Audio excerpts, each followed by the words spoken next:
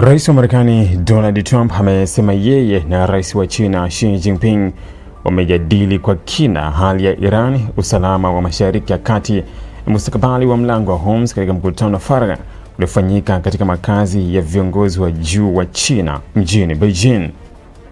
Kauli hiyo imekuja huku dunia ikiendelea kufuatilia kwa karibu mvutano mkubwa unaoendelea kuhusu Iran, hasa baada ya mashambulizi ya kijeshi hivi karibuni, vitisho vya Teherani kuhusu usafiri wa mafuta katika Ghuba ya Uajemi, pamoja na hofu ya mataifa ya Magharibi kuhusu mpango wa nyuklia wa Iran. Akizungumza baada ya mazungumzo hayo ya ngazi ya juu, Trump alisema Marekani na China zina mtazamo unaofanana kuhusu swala la Irani kutokuwa na silaha za nyuklia. Alisema viongozi hao wawili pia walikubaliana kuhusu umuhimu wa kuweka wazi njia kuu za biashara za kimataifa baharini. Hatutaki Irani iwe na silaha za nyuklia, tunataka milango ibaki wazi, alisema Trump, akirejea mlango wa Hormuz pamoja na njia muhimu za usafirishaji wa mafuta na bidhaa duniani.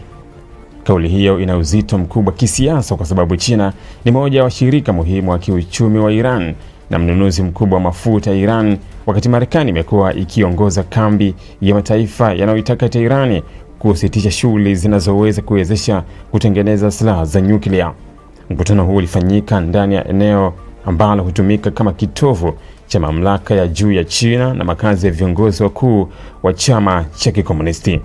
Eneo hilo hulindwa kwa kiwango cha juu sana na hutumika katika mazungumzo nyeti ya kisiasa na kidiplomasia. Trump yuko Beijing katika ziara muhimu ambayo imehusisha mazungumzo kuhusu biashara kati ya Marekani na China, ushindani wa teknolojia ya akili bandia AI, hali ya Taiwan, vita ya kiuchumi pamoja na mzozo unaoendelea Mashariki ya Kati. Hata hivyo, swala la Iran limeonekana kutawala sehemu kubwa ya mazungumzo kutokana na hofu ya kuongezeka kwa mgogoro wa kijeshi katika eneo la Ghuba.